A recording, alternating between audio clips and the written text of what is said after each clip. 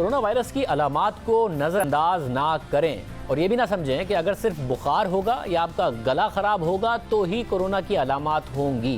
Corona की बेशतर अलामात में चक्कर आना, पेट ख़राब होना, उल्टियाँ आना, डायरिया होना भी शामिल है। आपको सांस लेने में मसला नहीं हो रहा होगा, मगर वायरस आपका ऑक्सीजन लेवल इतना कम कर देगा कि आप किसी भी वक्त मरने के करीब होंगे और आपको पता भी नहीं होगा।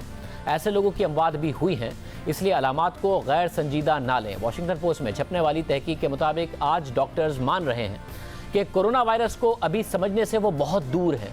अक्सर ये फेफड़ों पर ही हमला करता है, मगर ये इसके अलावा दिमाग, गुर्दों, दिल या यहाँ तक के पाँव के किसी हिस्से पर भी हमलावर हो सकता है। आपके पाँव के किसी हिस्से में, उंगलियों में निशानात पड़ जाना, खुशबू बदबू का फ़र्क ना महसूस होना, खाने का जायका चला जाना या फिर आँख का सुर्ख हो जाना भी कोरोना की निशानियों में शामिल है।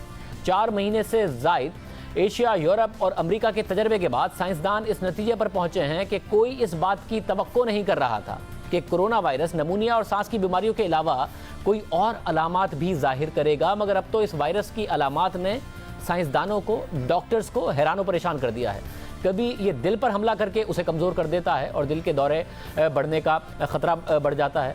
कभी ये गुर्दों पर इतना बड़ा हमला करता है कि अक्सर अस्पतालों में डायलिसिस करने की मशीनें कम पड़ गई हैं।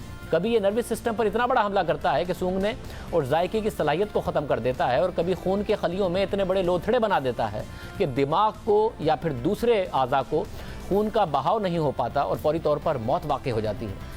ये ज़्यादा उम्र के लोगों को अक्सर अपना शिकार करता है या उन लोगों को जो पहले ही बीमारियों से कमज़ोर हों, और ज़्यादा वज़न के लोगों पर भी हमलावर होता है। ये मर्दों को औरतों के मुकाबले में ज़्यादा मुतासिर करता है, मगर फिर अचानक यह हमला ख़वातीन पर भी हमलावर होकर उन्हें मुतासिर कर देता है।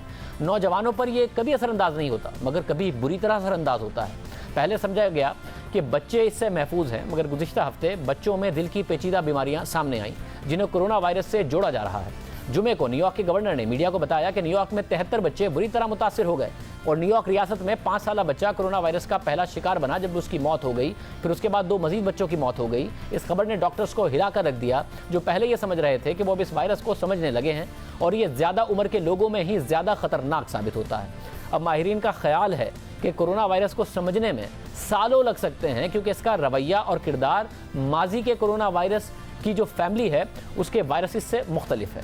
दूसरी तरफ मगरिब में ये बहस हो रही है कि कोरोना वायरस से मौत या तो बहुत बूढ़े या फिर बहुत बीमार अफराद की होती है। जो लोग मर रहे हैं उन्हें वैसे भी कुछ टाइम में मर जाना था। कुछ टाइम पहले तक ये बात भी कही जा रही थी कि वो जो लोग मर रहे हैं वो या तो बहुत बीमार हैं या फिर वो बहुत बूढ़े हैं, इसलिए उन्हें कुछ टाइम में वैसे भी मर जाना था।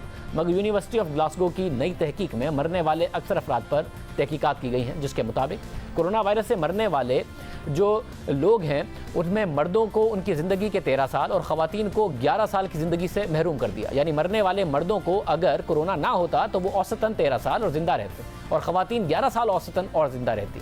इसके अलावा द इकनॉमिस्ट ने इटली, स्कॉटलैंड और वेल्स से मरने वालों पर तहकीक की और हक़ाइक़ सामने रखे। उनके मुताबिक कोरोना वायरस से अगर 50 से 59 बरस के अफराद की मौत वाक़या हुई है तो उससे औसतन वो अपनी ज़िंदगी के 30 साल से महरूम हो गए। यानी वायरस ना होता तो वो 30 साल औसतन और ज़िंदा रहते। इसी तरह 60 से 69 बरस की उम्र में मरने वाले लोग 21 साल और ज़िंदा रहते। 70 से 79 बरस की उम्र में मरने वाले लोग अगर ना मरते तो 12 साल और ज़िंदा रहते। 80 से 89 बरस के में जो मर गए उन पर तहकीक से पता चला कि उनकी ज़िंदगी के 5 साल बाकी थे, जबकि 90 बरस से ज़ायद उम्र के लोग औसतन 1 साल और ज़िंदा रहते। यानी ये सोचना कि कोरोना वायरस महज उन उम्र रसीदा अफराद या बीमार अफराद को मार रहा है जो वैसे भी कुछ वक्त के बाद मर जाते, गलत है।